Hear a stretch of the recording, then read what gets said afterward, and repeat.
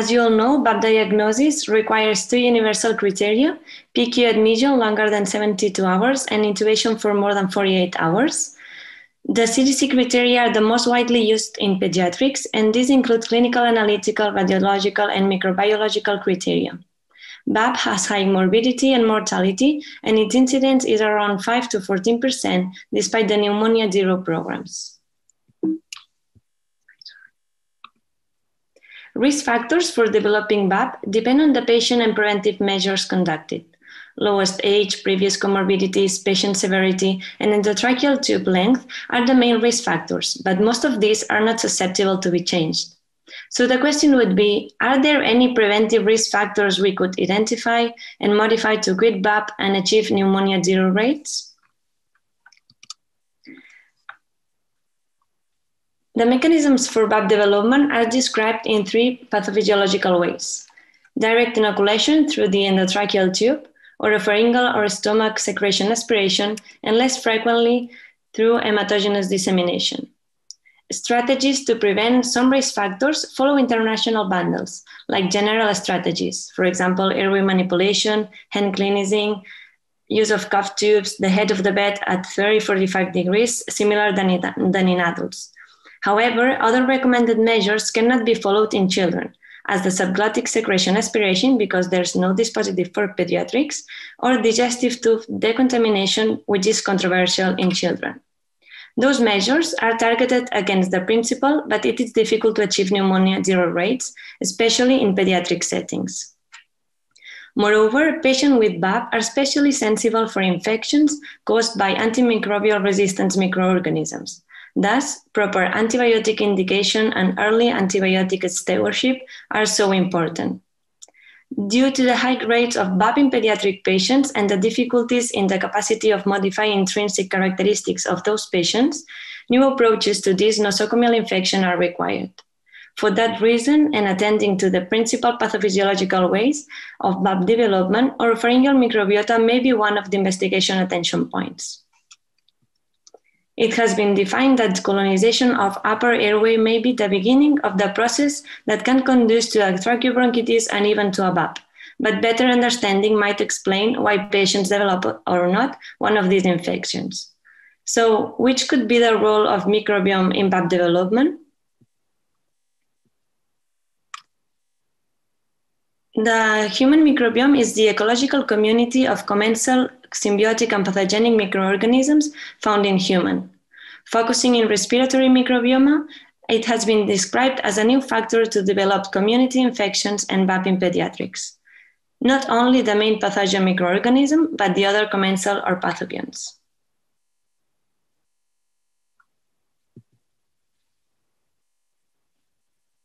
General interest about human microbiome has been increasing the last 10 years. The use of next-generation sequencing and multiomic analysis reveals new insights on the identity of microbes in the lower airways, blurring the line between commensal and pathogens. Microbes are not found in isolation. Rather, they form complex metacommunities where microbe-host and microbe-microbe interaction play important roles on the host susceptibility to pathogens. In order to analyze it, there are different types of procedures: metagenomics and analysis of specific microbiota, which is based on sequencing specific regions of the DNA genes, for example, those encoding the 16S ribosomal RNA subunit regarding bacterial microbiota. Since now on, we are going to focus on bacterial microbiota, which is the most studied unknown. And here we go with the Q question: which is the role of microbiome in BAP development? Data about mouth, nasopharyngeal, and tracheal microbiome in pediatrics is scarce but promising. Respiratory mucosa is immediately colonized after birth by mother and environmental bacteria. The colonization type might be different depending on genetic and environmental factors and changes during the first years of life. An equilibrium seems to exist between the invasive and commensal bacteria when the patient is healthy, with significantly higher bacterial microbiota diversity. If it was determined that children who develop BAP have different bacterial microbiota than children who do not, some prevention actions could be implemented as antibiotic treatment in individualized cases.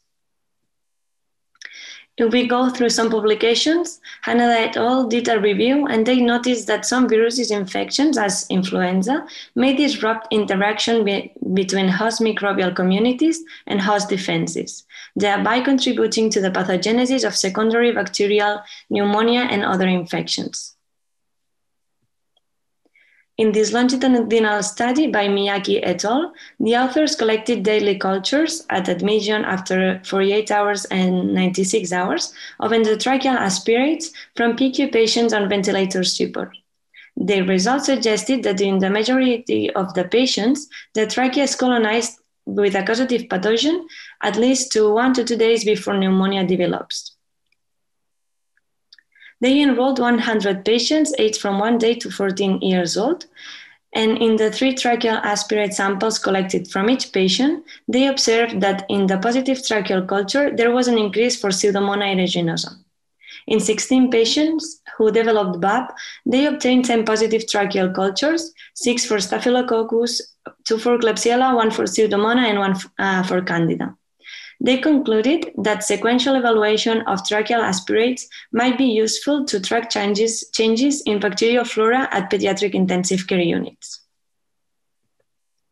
2 studies showed a decrease in bacterial diversity in the pulmonary microbiome with prolonged mechanical ventilation, with an increase in Pseudomonas and Acinetobacter species, even if another pathogen was causing the pneumonia. In this slide is shown the first one by Morani et al. This was a multicenter prospective study of children requiring mechanical ventilation support for more than 72 hours, and in which tracheal aspirates were collected daily and analyzed by sequencing of the 16S rRNA gene.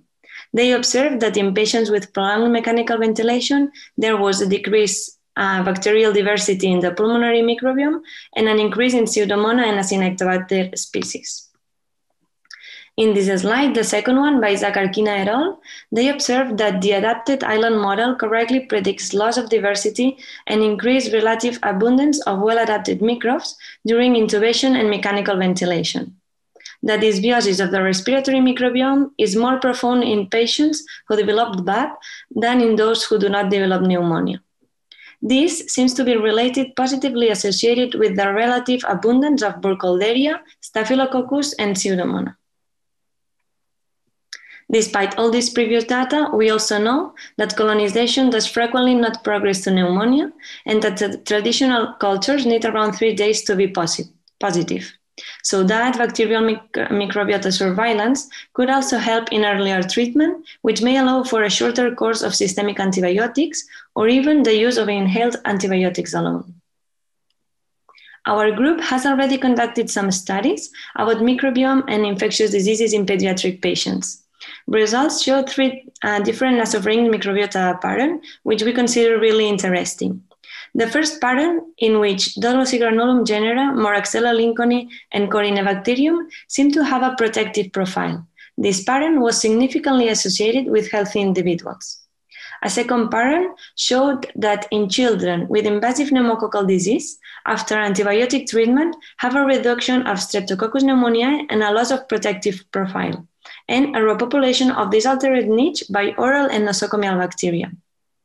And a third pattern, in which Moraxella catharralis and Nemophilus showed a trend to be related to viral respiratory infections.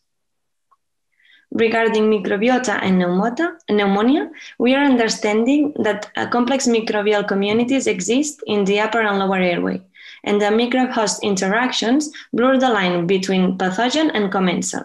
However, despite multiple hypotheses, there have not been yet definitely explanations about why a patient finally develops or not BAP, even when patients have similar risk factors, pathologies, or colonization. So that, if new sequencing methods were useful to diagnose nasopharyngeal bacterial microbiome pattern for BAP developing, a specific panel could be defined and developed. And moreover, this research may also allow translating the methodology to other causes of nosocomial infections, as central line catheter-associated infections or urinary tract infections associated with urinary catheter. To sum up, we would like to say that microbial community of the lung may play an important role in pneumonia, impacting susceptibility and the natural history of disease, that determining the influence of nasopharyngeal bacterial microbiota in the development of BAP in pediatric critically ill patients may improve BAP prevention, and with all this, we may allow us to reach zero pneumonia rates. Thank you very much for your attention.